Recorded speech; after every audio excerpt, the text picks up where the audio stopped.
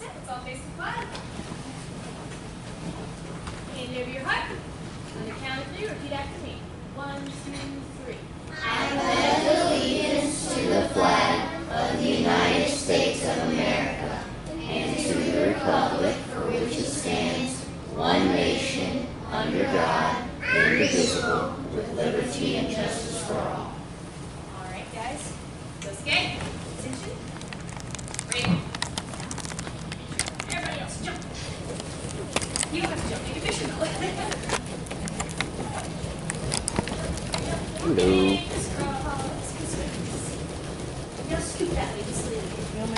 You can go ahead, it's fine, it's okay, it's pretty informal. Scoot on across, it's no problem.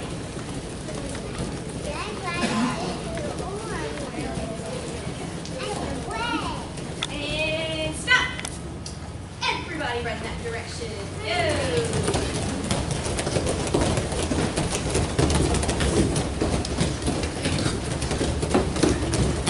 So this is just a general idea of just a typical kids class. We would start every class with announcements.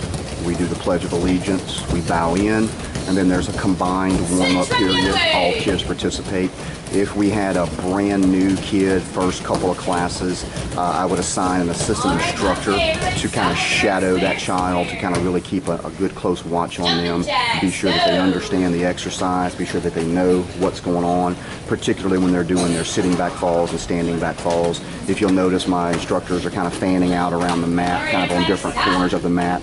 They're going to be watching the kids to make sure that they're tucking their head, they're slapping the mat, they're not holding their breath, just kind of being sure they're doing everything the way they're supposed to do.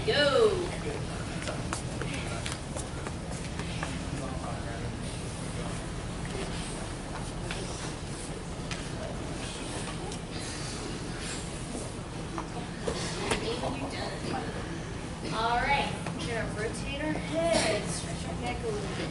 Go in a circle. We use the same routine or pattern for all of our classes. I have an outline that I'll send you guys that we use when we're training our instructors and assistant instructors. Basically, it's an outline that you can follow that gives them basically the exact format of the class and just allows them to fill in the blank with specific techniques they're going to use in warm-ups or specific techniques they're going to teach, even down to what type of game they're going to play that night, and then the reasons why. We have, of course, lots and lots of different warm-up drills that we use. In general, I'm a fan of doing sport-specific warm-ups or exercises. So by that I mean, in simplest terms, if it's going to be a night we work on throwing techniques, then you want to be sure you do some standing warm-ups, including some good ukemi. If, for example, it's a night that we're focusing almost entirely on groundwork, then maybe we do a little bit more ground-type warm-ups, maybe shrimping or back bridging, things like that in the warm-ups. Of course, this is not essential, but I do find it makes good sense from a coaching standpoint to be sure we're getting them ready for the type of techniques they're going to do. It doesn't make sense to spend 10 minutes doing ukemi and lots of standing work and spend the whole rest of the class working on pins and escapes.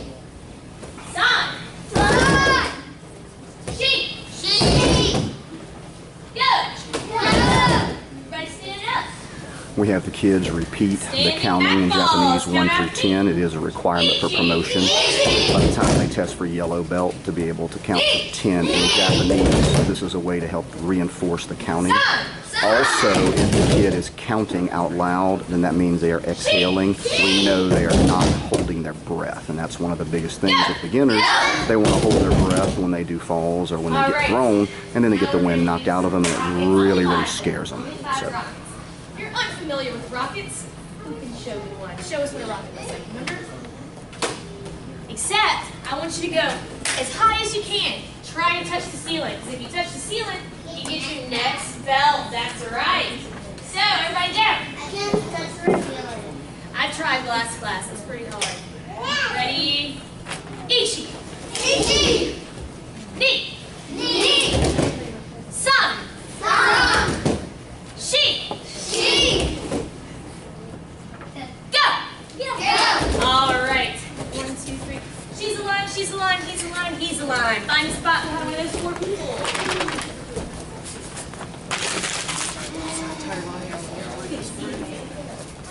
2, 3. 1, 2, 3. That's perfect. All right.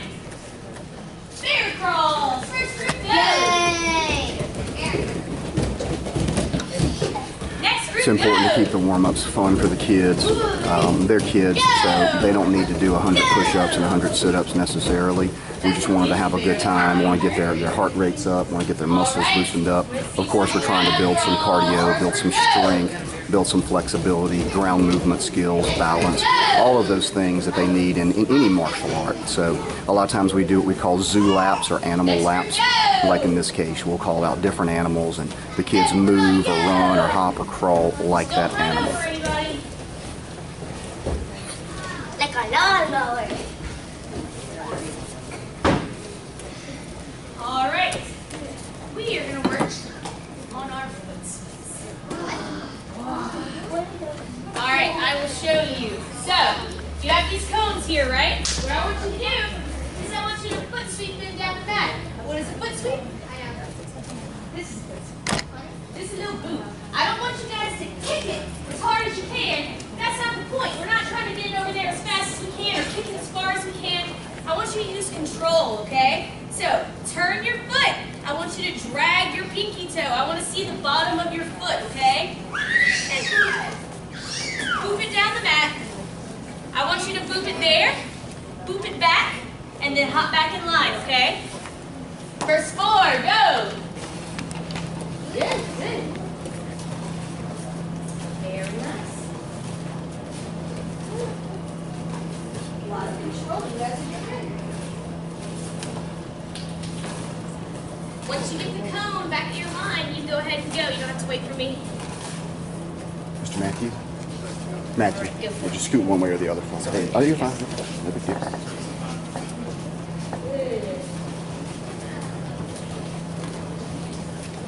We're doing this to practice for one of our new throws. One of our new throws, we have to be able to foot sweep.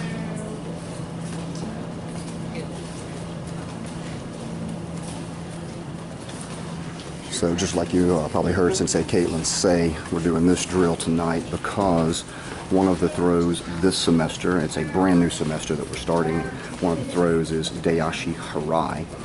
Foot sweeps are very difficult to teach to young kids. They require a lot of timing, a lot of control. So of course we don't expect them to do a foot sweep quite like an adult brown or black belt would do. But this is a good example of using a sport-specific technique or drill during warm-ups. We're making them work on doing a foot sweep, not necessarily a kick, making them use the bottom of their foot, not the side, not their ankle, nothing like that. We want to be sure they're doing a good technique. And so they're using this in their warm-ups to kind of start, I guess, building those neural pathways for the foot sweep that we're going to work later in this particular class. Again, this is, for many of them, this will be the first time they've ever worked on any type of foot sweep before.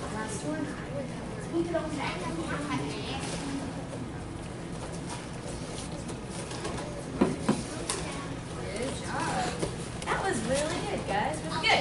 All right, this is the next thing we're going to do. Once you find a partner, I'll help you get partners in a second. You're going to stand in front of your partner.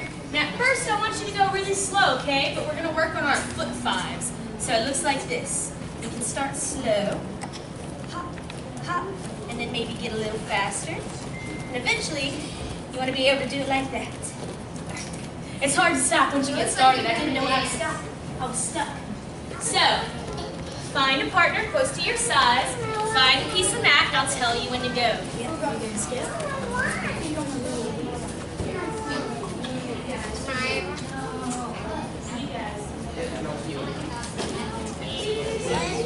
So stand in front of your partner. You guys are going to put 5 together? Perfect. All right. Face your partner. Start out real slow. This is the practice, okay? Just practice. So right foot, left foot. Right foot, left foot. Another drill here trying to help the kids develop some kinetic awareness of what it's going to be like to work this foot sweep. And again, one of the biggest things here is we want them using the bottoms of their feet, not the side. We're not wanting to clang our ankle into the other guy's ankle or heel to heel. We want the bottom of our foot, And that's kind of a hard skill to learn. It takes a little bit of time. It's not a natural thing to pick your foot up and turn it sideways. So this is a pretty fun little drill they can do. You could even set this to music if you wanted to. Maybe have them switch partners every time the music stops. Maybe after a little more a few more repetitions of this. You could add that into a warm-up period, have some music play. They tap their feet, and as soon as the music stops, real quick do they run, find another partner, do it again. That kind of turns it into a fun game. All right, Monte. Everybody move to the side. Move to the side. So warm-ups are now complete, and again, warm-ups are going to vary quite a bit from class to class. Now we're going to split them up.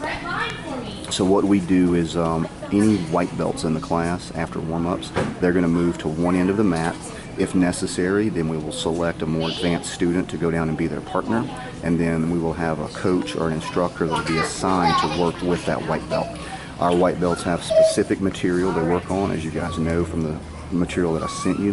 So all white belts work on the same techniques. And so in this case, Sensei Caitlin is assigning Coach Matthew, and he knows exactly what to do. So he's going to have that young man go through all the techniques he needs for his yellow stripe. Along the way, if possible, then he will also have the other kid work on a few of their promotional techniques if it's something he can safely do. A lot of times, we would do this throw maybe as a counter. They're coming in for Kuginagi. He turns his side, right here. I'm going to step behind, reach in front, and scoop. Take on back. But for doing it for the first time, we're going to have crash pads. One person's going to stand in front of the crash pad. Pretend the crash pad's here. I'm going to stand like this, make a T, okay? Then my left foot is going to step all the way behind, and I'm going to crouch like this. Now, this hand isn't going to go behind him. It kind of naturally wants to, but you got to lean forward and go over like this. Grab the opposite leg, grab your leg nearest to you, and scoop them back. Just like that. Let's see. One more time, one more time. We got a T, step behind, reach in front, and scoop. And again, for these kids, this will be the very first time they've ever done Sekue Nage, the scooping throw. Even the advanced kids have not done this technique before. It's something brand new for them. Very first night they're working on it. So we don't expect perfection. We don't expect it to be a perfect execution of the technique. We just want to get through the basics. This is a rather large throw. It's one that's kind of difficult to give your partner a lot of support on. And again, this is the very first time they're doing it, so you'll see the coaches and instructors, they're pulling out our landing mats, our crash pads, and these are very, very thick, about 8 or so inches thick, foam, and we're going to have all of the kids falling on these landing mats tonight. And we'll probably use the landing mats or crash pads for this throw for quite a while. Obviously by the end of the semester, which our semester runs 4 months, so by the time they're ready to do their test at the end of the semester, we would expect them to be able to do this technique without a crash pad. The only exception would be obviously if we have a child who for some reason just it is not safe for them to do, and in that case either we would have them not get thrown with this, or we would have them take their technique or take the fall on a crash pad, even in their promotion if safety dictated that. Always safety first, as you guys well know. So what we got now is small group work going on. We tend to rotate. Sometimes we do small groups like this where you have 3, 4, 5 kids per instructor. This is particularly recommended if you have the manpower to do it. It's a really good idea to do it when the kids are learning a technique for the first couple of times, maybe during the first 2 or 3 weeks of a new semester, first month of a new semester, when you're introducing brand new techniques. This way the instructor actually sees every kid do every single throw. Now later on, once the kids have had maybe a few weeks or a month or so of working the new techniques, they've got the basics down, you wouldn't necessarily have to do small groups. You could do pairs and then just have coaches or instructors float around. Now if you are shorthanded, you don't have enough people to actually do small groups like this, then you may have no choice but to do pairs. And again, safety, safety, safety, safety here, particularly with a big new throw where the kid's going to possibly land on the back of their head. Even if it means that you can only cover maybe 1 technique per class or 2 techniques per class, if you have to wait so that you can watch each kid do the throw. If that's what you have to do, it might be what you have to do.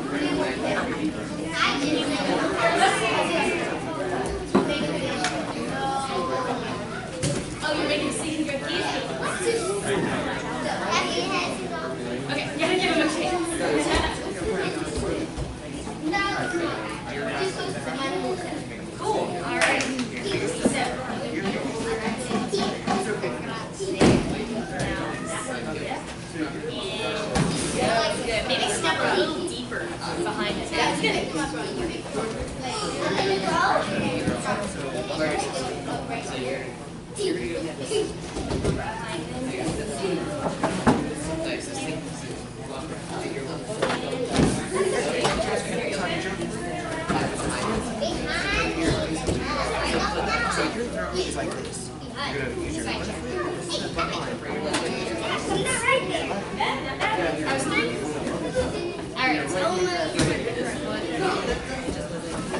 Hey, just bring him down just a second.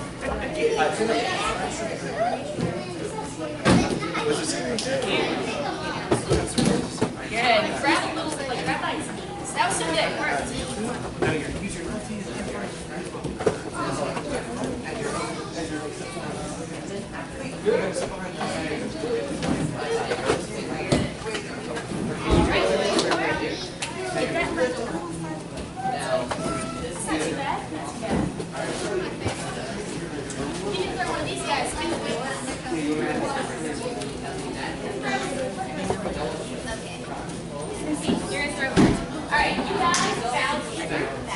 Have a seat on that side of the mat.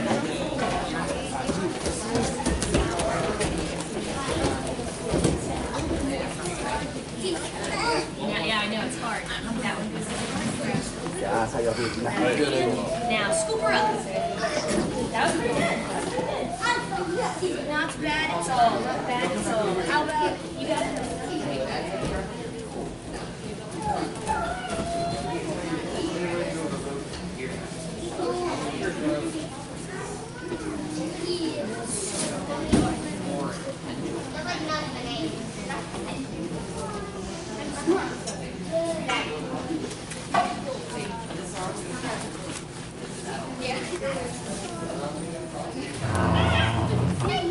Is this our last one? Alright. You see it through. You throwing this guy? Are you only yeah, it's just like it's just a matter of respect. No, you don't have to. The air.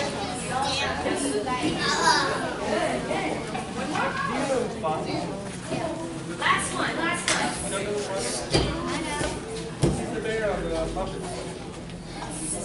Waka, waka, waka.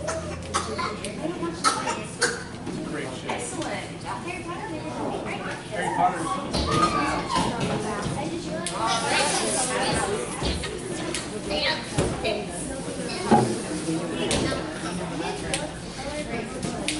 Alright guys, not bad, not bad. That was a pretty good job. Now we're going to work on Diashi Harai, the advancing foot sweep, but the sticky foot version. Both of these throws are pretty advanced. I didn't learn them until I was higher ranked, so it's okay if we don't get it at first. It takes a little while. So, you're going to start out with your grip, okay? The person's going to have their right foot forward. Your foot, same foot as theirs, your left foot. You're going to come in.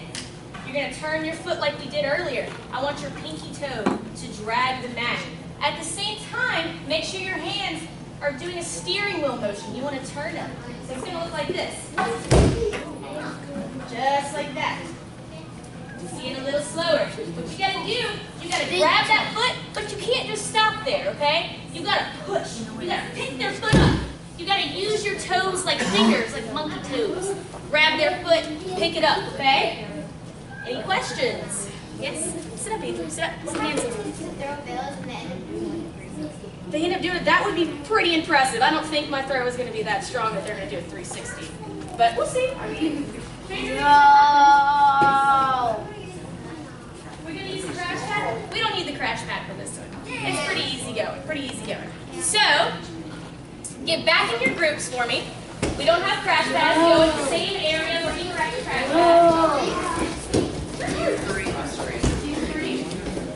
All right. I want.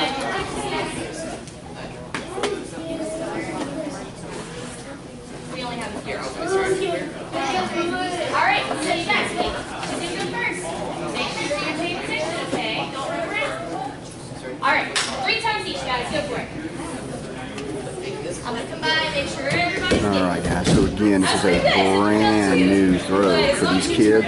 And over the years of teaching judo, I have found that foot sweeps are really one of the hardest things to teach, even to adults. They're one of my specialties. I've over the years developed some pretty decent foot sweeps, and I use them quite a bit in competition.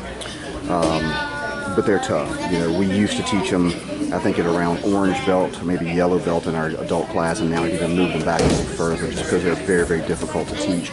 Not because they're necessarily hard, but because the timing required to really execute them is really tricky. It's kind of an advanced thing. So having the kids work on this now, and again, we don't expect perfection, particularly the first few weeks they're working on the technique.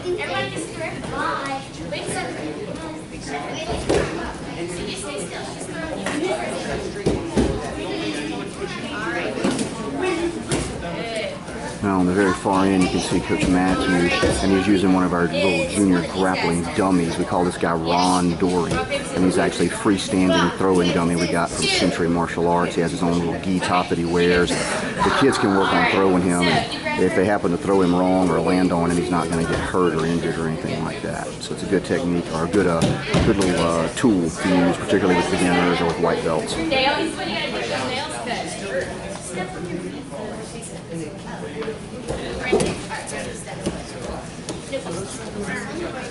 Important there, you'll see what Coach Jordan just did is a couple of the kids had finished their technique. They went on over and sat down, and he brought them back up, made them circle up and bow to their group. We always try to enforce that with the kids. It's important for discipline and respect reasons. So whenever possible, we try to remember to have them circle up and bow to their group whenever they're done working on a particular technique.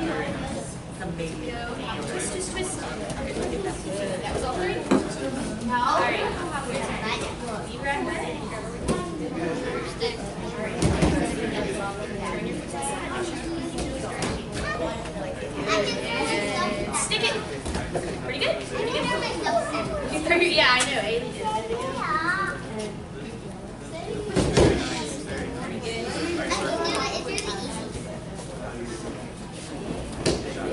Alright, buddy, you ready to throw? Alright, how's up? Last one. Here, throw Mr. Andrew first. He's ready to go already.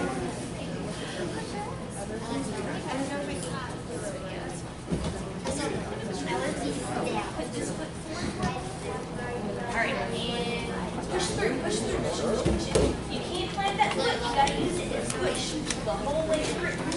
It's okay. You can't just plant it like a tree.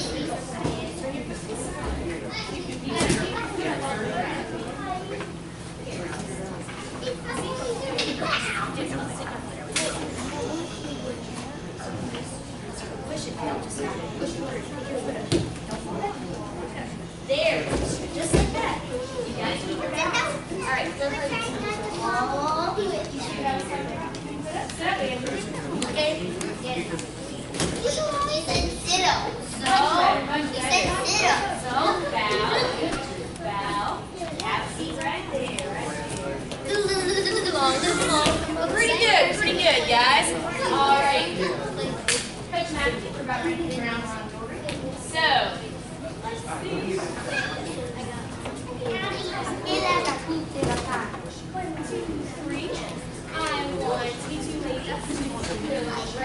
Alright, so instructional portion of the class is done. Whenever possible, and I'd say it's 99% of the time, we're going to leave enough time at the end of class for some randori. Tonight they were working primarily throwing techniques, or actually all throwing techniques. So we're going to do standing or ground randori. In this case, looks like she's having them start out with ground randori. We'll see if she does just ground or if she switches up and has them do standing as well. We always start back to back for our ground randori. Again, if you have a white belt, a student who has not yet obtained yellow stripe, like that gentleman right there, he will do nothing but ground randori until he gets that yellow stripe. In our curriculum, that's 8 weeks.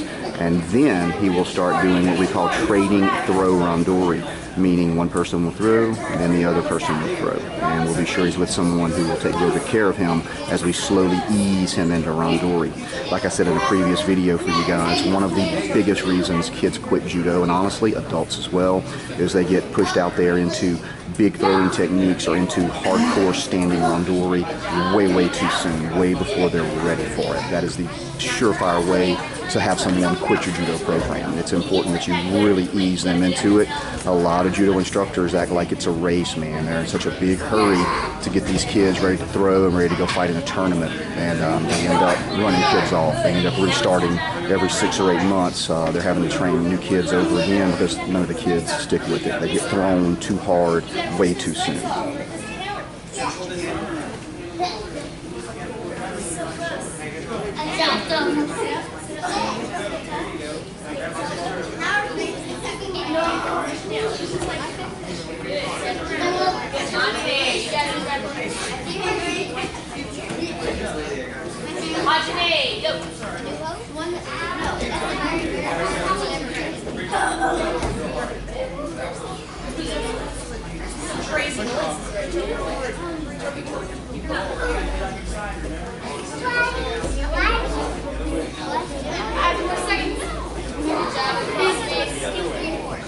Monte, stand up.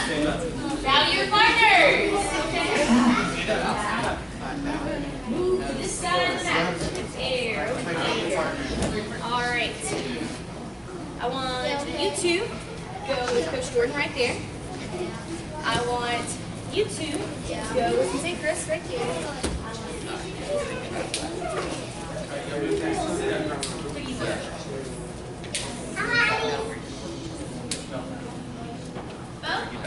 She gets all out though.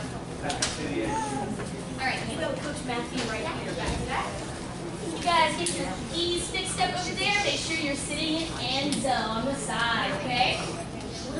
Alright, ready? You can sit and stay if you really want. Hajime!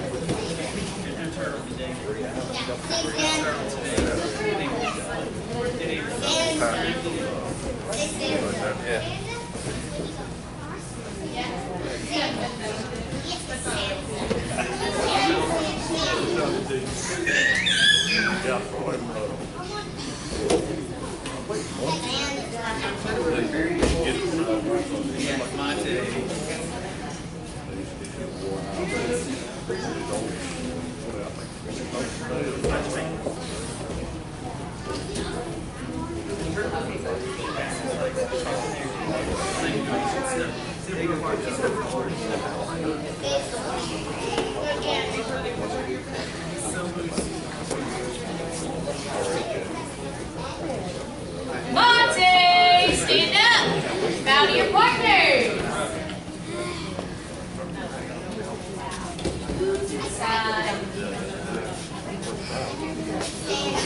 All right, I've got 2 options for you guys. Probably this and one other thing. You can either play Queen X or Cowboys and Horses. Raise your hand if you want King and Queen X. Alright, so again, we're going to finish the class out with a game. We have found this is really a powerful tool for helping the kids have a good time. As I've heard many times over the years, let them leave sweating but smiling. So we want the class to be a fun, positive experience. Particularly important for your novices, for your kids who are just in for their first ever judo class or only their first couple of judo classes. You want them to really have a good time, finish with the game, leave on a very positive note. That way their last memory of class was something fun and positive. Don't make me.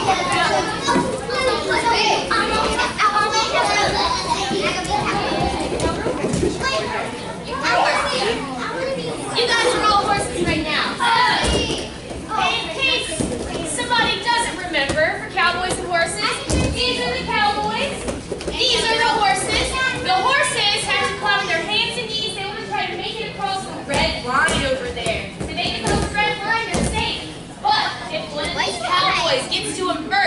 and stops them and holds them down, then they become a cowboy in the next round. All right, everybody get ready. Really fun game here, cowboys and horses. This is really good for helping out, especially when you have kids that are new to judo. This mimics ground randori, but it's not ground randori. It puts it into a game context where one group is trying to stop the other group from crossing a specific point on the mat. So they're going to be building turnover skills, pinning skills, plus just working a lot on cardio and just general strength and ground-based movement. So good drill, good game.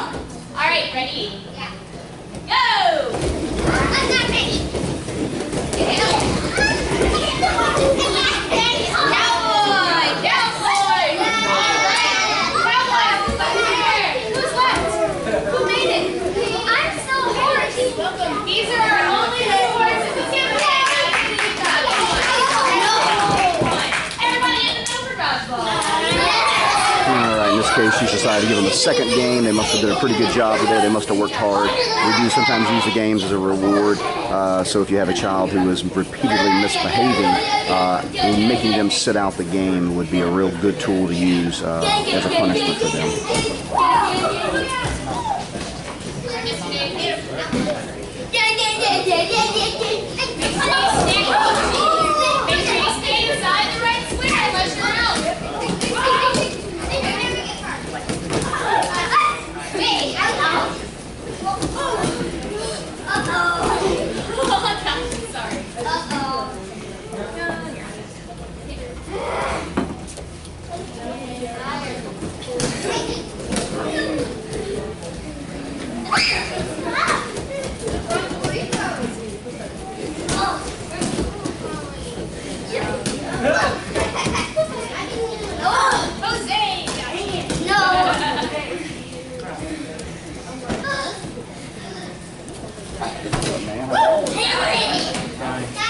It's getting hot out here, huh? It'll get worse. What do we get? Where should we get? Oh, that girl. Did we get you on the foot? Yeah. All right, let's go. Last time. Oh, got it. Oh, no. Don't do it.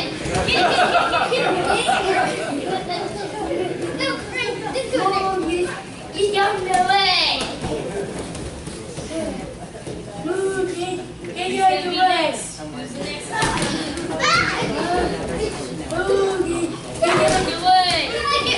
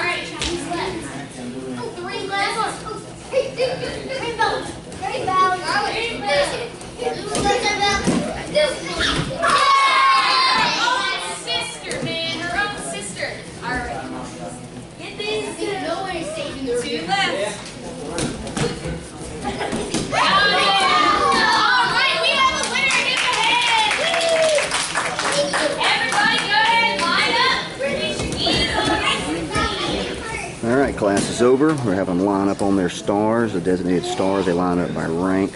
She will probably do the closing announcements, and we have 3 questions we ask at the end of every class as part of our character development thing, kind of our mantra that we do. Cool.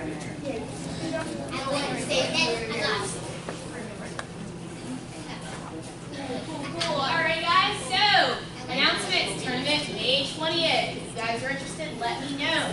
Also, we do have the order forms on the desk for the gis, the black gis, like this, one like this. I think we have blue, navy blue, gray now, which we didn't used to have before, pink, what And else? white. And white. Do we have red? No red.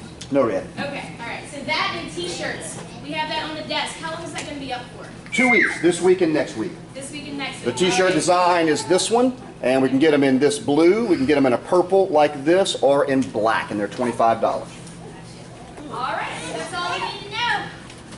What's our quest, Jose? What's our quest? What's our goal? Black belt excellence. What's our goal? Black belt excellence. All right, Miss Chloe, it's been a while. Do you remember? How do we leave? By example. How do we leave? By example. All right, let's get great. All right, guys, that's a basic class in junior judo at wall-to-wall martial arts. They do vary a little bit in the exact details, but the overall rhythm or the overall outline, the formula stays the same. Hope this is helpful.